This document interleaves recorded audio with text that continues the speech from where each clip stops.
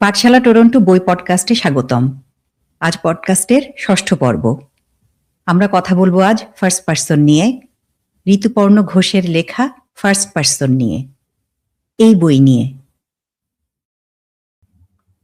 বলবেন শিক্ষক, সাহিত্যানুরাগী তামান্না মাকসুদ পর্ণা। স্বাগত পর্ণা। আমাদের আজকের পর্বটি ঋতুপর্ণকে নিবেদিত। পডকাস্ট পরিচালনায় আমি ফারহানা আজিম শিউলি। তো পর্ণা, শুনি এবারে। ধন্যবাদ শিউলি আপা। আমার ভীষণ ভালো লাগার একটি বই নিয়ে আজকে কথা বলবো, ফার্স্ট পার্সন, ঋতুপর্ণ ঘোষের লেখা।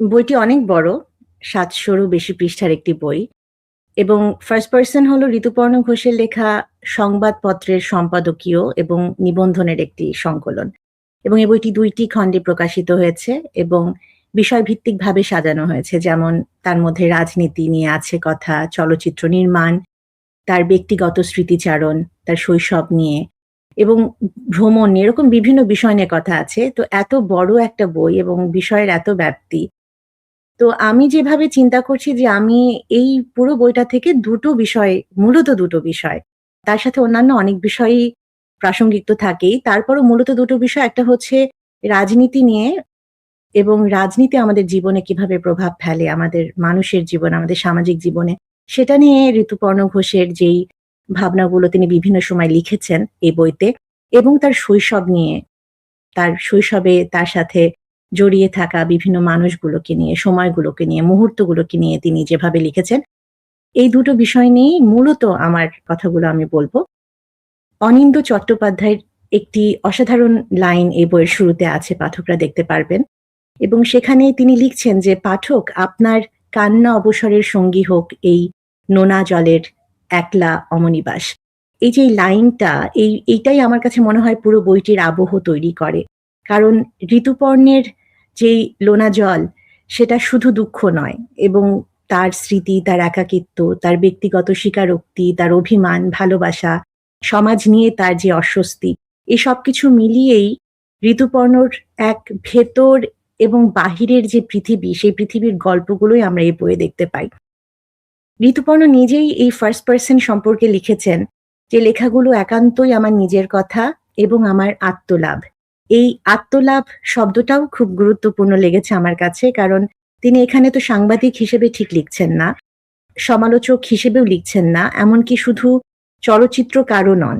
তিনি একজন মানুষ যিনি নিজের ভেতরটাকে এই লেখাগুলোর ভাষায় ধরতে চাইছেন, এবং সেই গল্পগুলোই আমাদের বলছেন।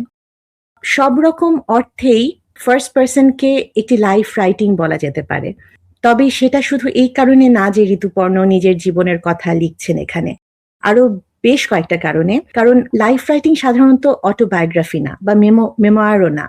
লাইফ রাইটিং একটা লেখার একটা ফর্ম, যেখানে আমাদের জীবনের যে এক্সপেরিয়েন্স গুলো আমরা কুড়োই জীবনের বিভিন্ন মুহূর্ত থেকে, সেগুলোকে খুব স্যাক্রেড হিসেবে ধরা হয়। অর্থাৎ মানুষের যে লিভড এক্সপেরিয়েন্স, এটা ধরে নেওয়া হয় যে তার ভেতরেই জ্ঞান আছে, এবং লাইফ রাইটিং এ একজন মানুষ তার নিজের জীবনকে ফিরে ফিরে বারবার দেখেন, এবং সেই দেখাকে গল্পে রূপ দেয়, এবং সেই গল্পের ভেতর থেকে সে তার নিজের পরিচয়, তার নিজের স্মৃতি, তার সম্পর্ক, তার সমাজ, তার সময়, এই সব কিছুকে বোঝার চেষ্টা করে। ঋতুপর্ণ ঠিক সেটাই করেছেন এখানে এই বইয়ে। তার ব্যক্তিগত অভিজ্ঞতা, তার লিভড এক্সপেরিয়েন্স গুলো থেকে তিনি সামাজিক প্রশ্নে পৌঁছচ্ছেন, তিনি ধীরে ধীরে সেগুলোকে সামাজিক এবং সাংস্কৃতিক দলিলে পরিণত করছেন। তিনি নিজের কথা বলতে বলতে আসলে আমাদের সময়, আমাদের মধ্যবিত্ত বাঙালির জীবন, আমাদের সম্পর্ক, আমাদের নিঃসঙ্গতা, আমাদের শিল্পবোধ, এমনকি আমাদের রাজনৈতিক যে অস্বস্তি, তার কথাও বলে ফেলছেন। বইটির স্ট্রাকচার নিয়ে যদি কথা বলি, খুব ইন্টারেস্টিং যে ঋতুপর্ণ লেখায় টাইমটা কিন্তু লিনিয়ার না। তার শৈশবের যে গল্প, সেই গল্পগুলো হঠাৎ দেখা যায় যে কিভাবে যেন বর্তমানের মধ্যে ঢুকে পড়ছে। মায়ের স্মৃতি বর্তমানের দুঃখে এসে বসছে, রাজনীতি এসে মিশে যাচ্ছে পুরাণের গল্পে, এবং খুব সুন্দর করে তিনি মেমোরি, প্লেস, পলিটিক্স এবং আইডেন্টিটি, এই 4টি বিষয়কে একসঙ্গে নিয়ে ভাবতে পারেন। এবং এই যে একটা ফ্লুইড মুভমেন্ট অফ মেমোরি, এইটা লাইফ রাইটিং এর খুব একটা প্রয়োজনীয় বৈশিষ্ট্য, যেটা আমি তার এই বইয়ে খুঁজে পাই।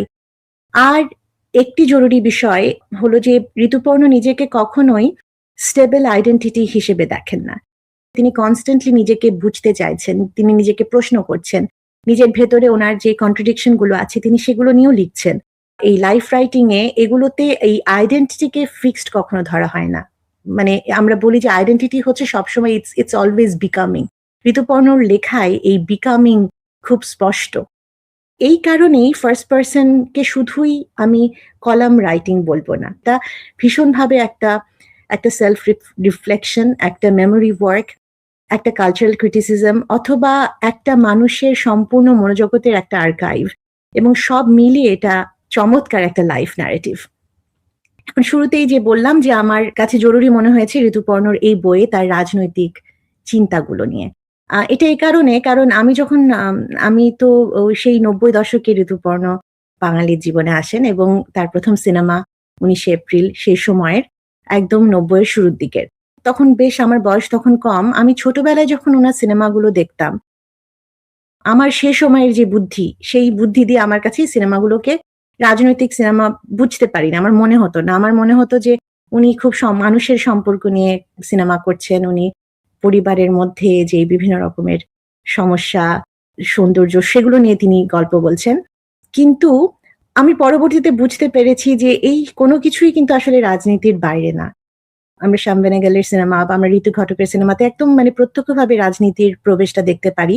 ঋতুপর্ণতে সেই দলীয় রাজনীতি হয়তো আমরা দেখছি না, কিন্তু পুরো জীবন জুড়ে যে বিস্তৃতভাবে যে রাজনীতি থাকে, ঘরের ভেতরে ক্ষমতা এবং নীরবতার যে রাজনীতি থাকে, বিভিন্ন সম্পর্কের মধ্যে রাজনীতি থাকে, লিঙ্গের মধ্যে রাজনীতি থাকে, এবং আমাদের মানুষের বিশ্বাস, আমাদের ভয়, আমাদের যে নিরাপত্তা বোধ, আমাদের সংস্কৃতি চর্চা, আমাদের স্মৃতি, এসব কিছুই যে রাজনৈতিক, এগুলো কিন্তু ওনার সিনেমাতে স্পষ্ট। এবং এই ফার্স্ট পারসন পড়লেও যে কেউ সেই ভীষণ রকম পলিটিক্যালি কনসিয়াস ঋতুপর্ণকে দেখতে পাবেন। এই বইটাতে প্রথম যেই চ্যাপ্টারটা, সেটা হচ্ছে এলোমেলো দেশকাল।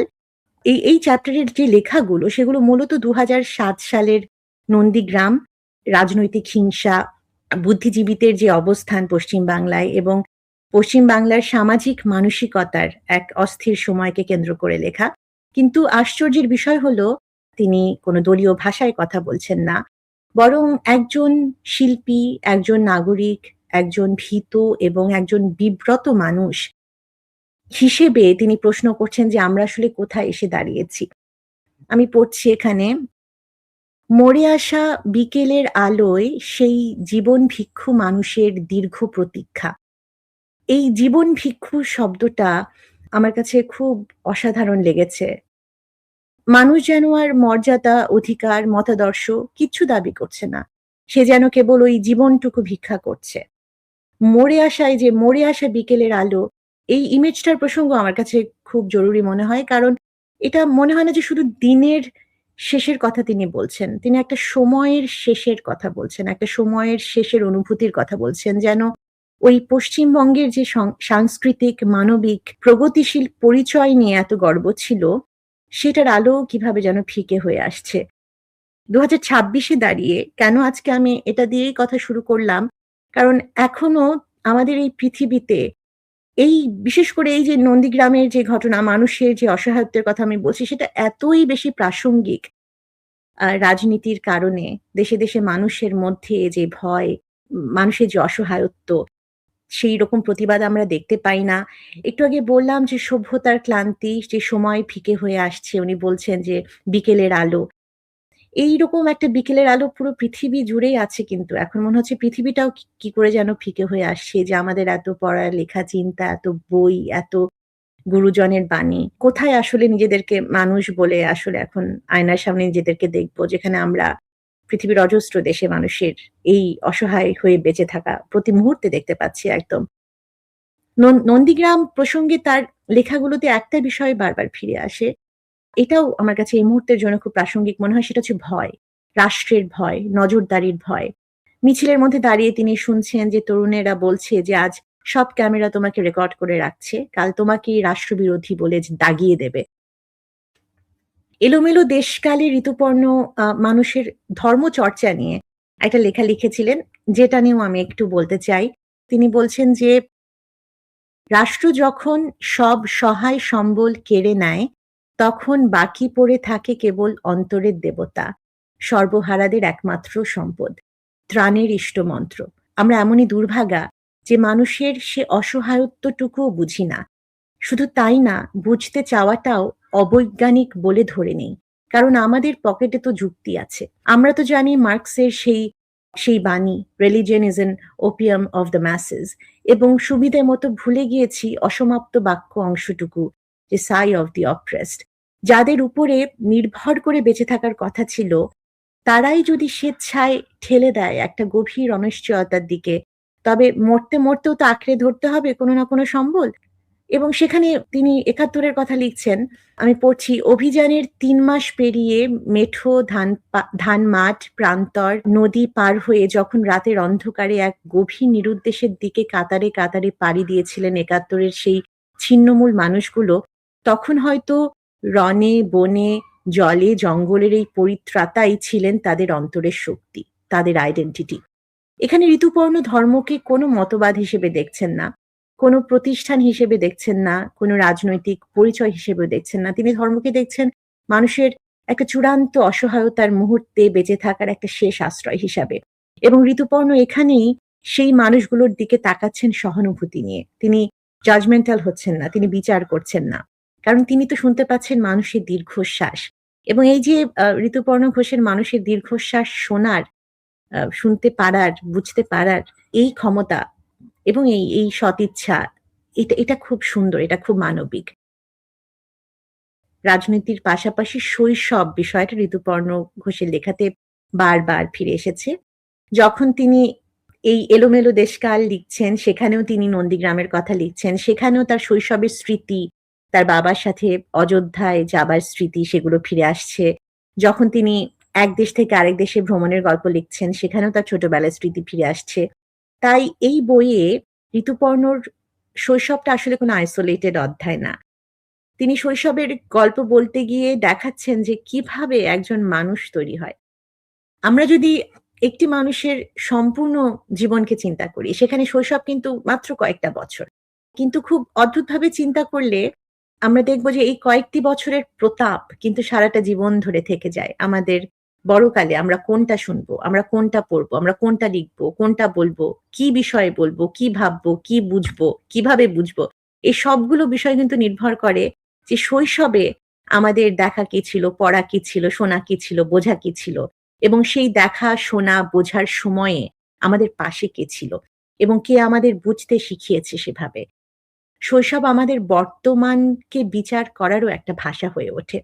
এবং এই এলোমেলো দেশকালের একটি অংশে তার শৈশবের একটি খুব উল্লেখযোগ্য স্মৃতি তিনি বলেছেন, যেটা আমি পড়ছি। কোথা থেকে যেন একটা ফিরছিলাম বা যাচ্ছিলাম কোথাও। ট্রেনে চেপে সবাই মিলে, বাবা, মা, ভাই, আমি। ভোরের দিকে ঘুম ভেঙে গিয়েছে, দেখি ট্রেন দাঁড়িয়ে। আর বাবা আগেই উঠে পড়েছে জানলার বাইরে তাকিয়ে। ছেলেবেলায় যতক্ষণ ট্রেন চলত ততক্ষণ মনে হতো পৌঁছে গেলাম বুঝি। যেন আমার গন্তব্যে যাওয়ার জন্যই ট্রেনটা চলা শুরু করেছে। স্বভাবতই ঘুম জড়ানো গলায় জিজ্ঞেস করলাম বাবাকে, "পৌঁছে গিয়েছি?" বাবা বলল, "ওঠো, তাকাও জানলার বাইরে।" আমি উঠে বসে তাকাই। কুয়াশার মধ্যে চাওয়ালা, লাল জামা কুলি আর মাফলার জড়ানো নানা মানুষ। বাবা জিজ্ঞেস করল, "নামটা পড়তে পারছো স্টেশনের?" চশমা বের করে বালিশের তলা থেকে চোখে লাগিয়ে জানলার বাইরে তাকালাম। হলুদ বোর্ডের গায়ে স্পষ্টভাবে লেখা ইংরেজি আর হিন্দি ভাষায় ঝুলঝুল করছে একটা নাম। ঠিক যেন বইয়ের পাতা থেকে উঠে আসা, অযোধ্যা। চকচক করে উঠল আমার চশমা পরা চোখ দুটো। এই অযোধ্যা? আমার রামায়ণের দেশ? আমার মহাকাব্যের সিংহদ্বার? ট্রেন ছেড়ে দিল আর আমি চোখ জানলার বাইরে তাকিয়ে তাকিয়ে খুঁজতে লাগলাম আমার সেই পুরাণ প্রান্তর। এবার বুঝি দেখতে পাবো সরয়ূ নদী, নিশ্চয়ই তার পাশের সেই অন্ধমুনির তপভূমি, সেই নদীতে জল ভরতে এসেই না শরবিদ্ধ হয়েছিল অন্ধমুনির সন্তান। কোন জঙ্গল রাজপথ পার হয়ে বিশ্বামিত্রের পিছু পিছু তীরধনুক হাতে গিয়েছিল ২ বালক। এই জঙ্গলেই কি বাস করত ভয়ঙ্করী তারকা? রামলক্ষ্মণ যখন বনবাসে যাচ্ছেন, ভরত তখন মাতুলালয়ে। ফিরে এসে খবর পেলেন রাম, লক্ষ্মণ, সীতা নির্বাসনে। তারপর রামের পাদুকা স্থাপন করে ছদ্ম রাজা হয়ে কাটিয়ে দিলেন নন্দীগ্রামে বনবাসের 14 বছর। কত দূরে ছিল এই নন্দীগ্রাম, যেখানে বসে অযোধ্যা নগরীর কর্মভার পরিচালনা করতেন ভরত? নিশ্চয়ই তেমন দূরে হবে না। তবে কি ট্রেনের জানলায় সেগুলো ধরা পড়বে? একটু আমরা খেয়াল করি যে রাজনীতি কিন্তু সরাসরি আসছে না, তার স্মৃতির ভেতর দিয়ে আসছে। অযোধ্যা তার কাছে কেবল ধর্মীয় কোনো জায়গা নয়। এটা একটি ভারতীয় কল্পনা এবং এটা একটা শৈশবের অংশ। এবং এই লেখাটাও শুধুমাত্র অযোধ্যা বা নন্দীগ্রাম নিয়ে লেখা না। এটা আসলে শৈশবের কল্পনা ভেঙে যাওয়ার একটা ইতিহাস। এবং এখানে খুব গুরুত্বপূর্ণ ব্যাপার হলো ঋতুপর্ণর স্মৃতিতে অযোধ্যা ১ম এ এসেছে বই থেকে, গল্প থেকে, বাবার সঙ্গে ট্রেন যাত্রা থেকে।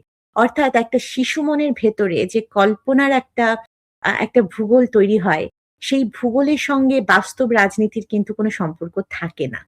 আর সেই কারণেই লেখাটা এত গভীরভাবে আঘাত করে। কারণ হঠাৎ করে তিনি বুঝতে পারেন যে যেই অযোধ্যা একদিন তার কাছে ছিল মহাকাব্যের দেশ, সেটাই আসলে এখন একটা ধ্বংস, হিংসা, একটা ধর্মান্ধতার প্রতীক। এবং নন্দীগ্রামও একইভাবে তার কাছে ১ম এসেছে রামায়ণের স্মৃতি হিসেবে, ভরতের তপস্যার জায়গা হিসেবে। কিন্তু বর্তমানের যে নন্দীগ্রাম, সে কিন্তু আর সেই নন্দীগ্রাম নেই এবং সেটাও একটা রক্তাক্ত রাজনৈতিক সহিংসতার একটা নাম হয়ে গেছে।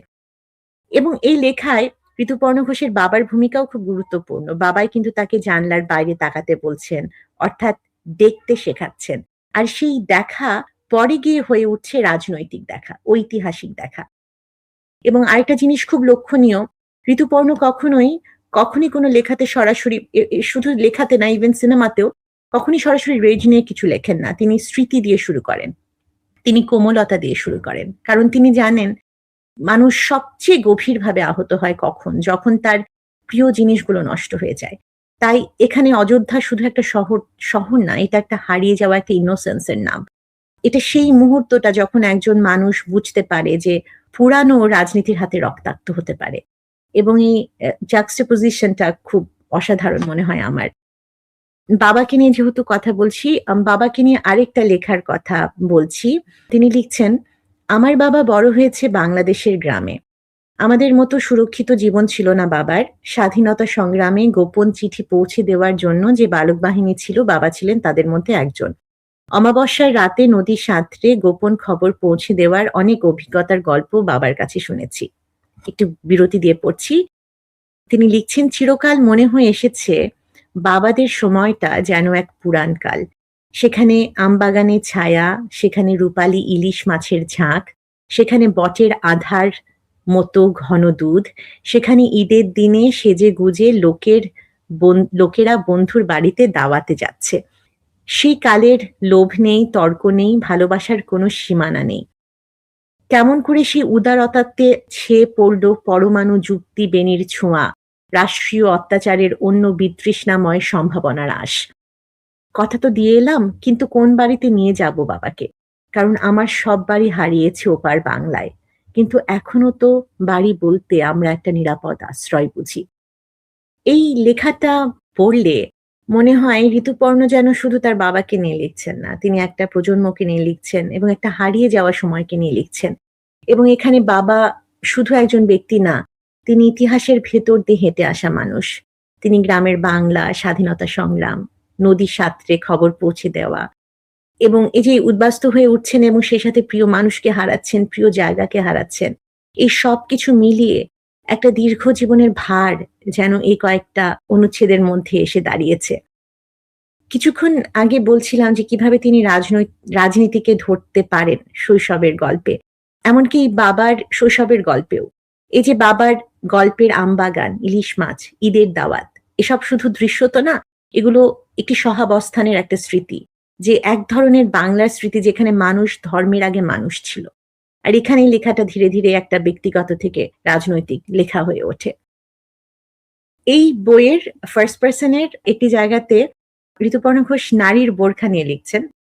নারীর বোরখা পরা, তার আইডেন্টিটি, তার অ্যানোনিমিটি, তার ভিজিবিলিটি, তার ফ্রিডম, এগুলো নিয়ে একটা খুব প্রিয় একটি অংশ পড়ে শোনাচ্ছি। ঠিক যখন প্রায় বিশ্বাস করতে আরম্ভ করে ফেলেছি যে আমাদের মতো প্রতিক্রিয়াশীল সমাজে বোরখা জিনিসটা একটা সেকেলে পর্দা, কেবল পুরনো দিনের অভিজাতদের ব্যক্তিগত জীবনের গতিবিধিকে স্বচ্ছন্দ করার জন্যই এটা ব্যবহার করতেন।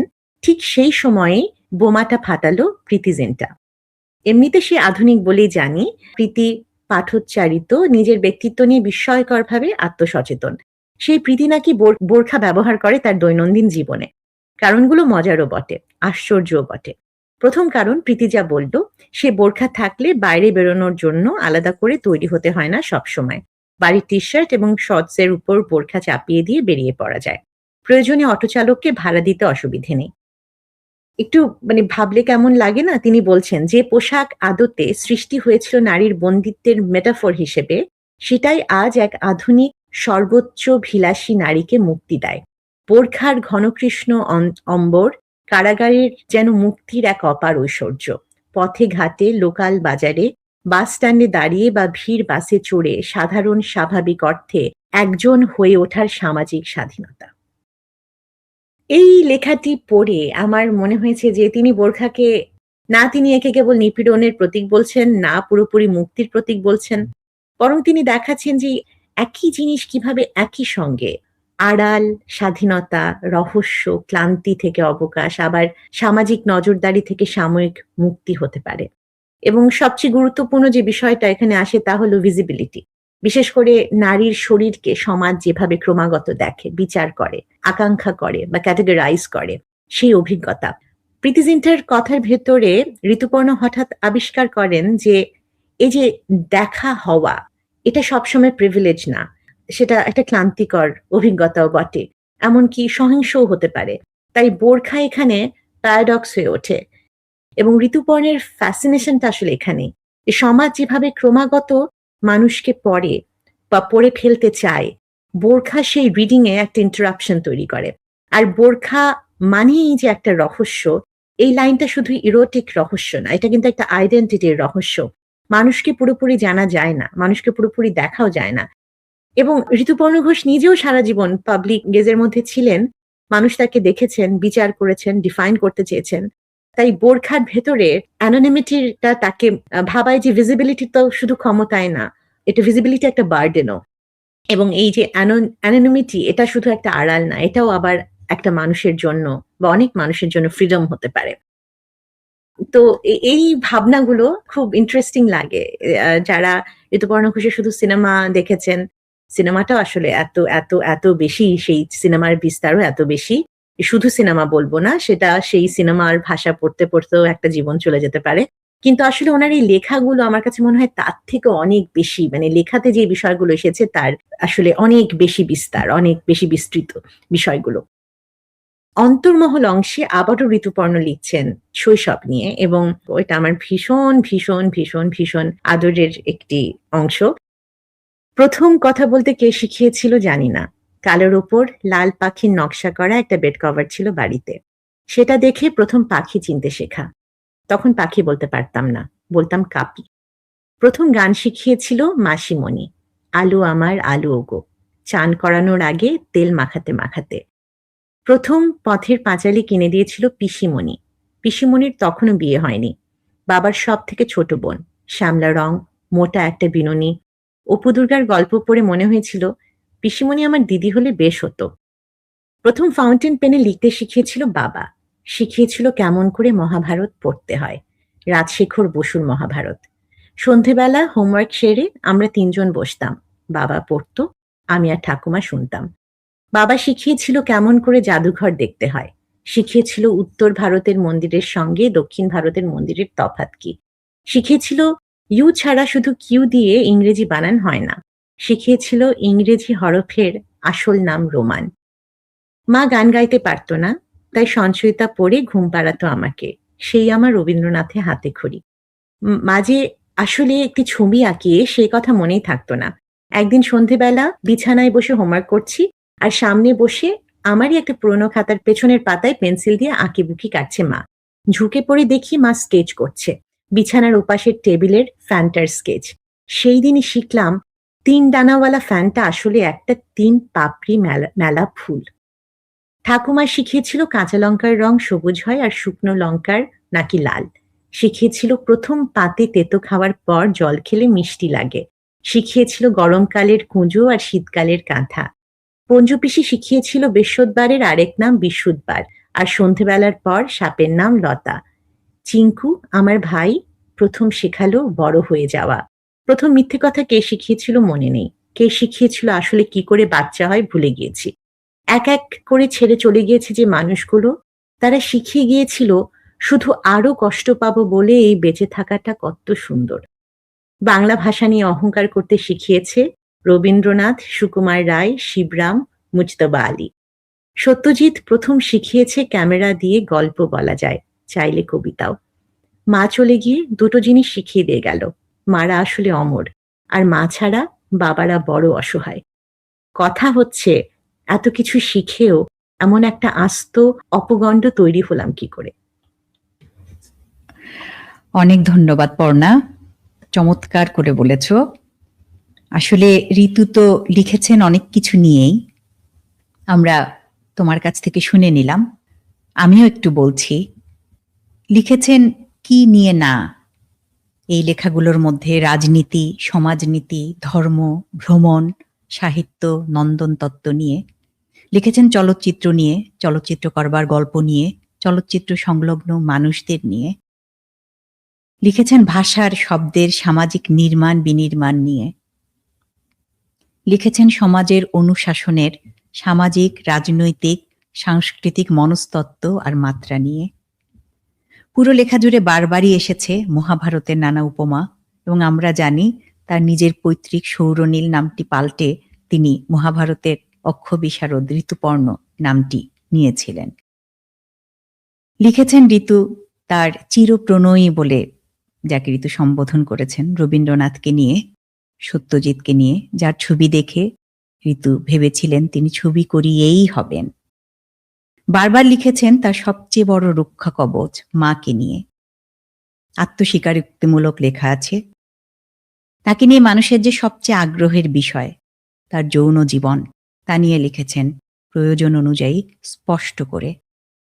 লিখেছেন যৌন নিগ্রহের রাজনীতি নিয়ে, উন্নয়নের রাজনীতি নিয়ে।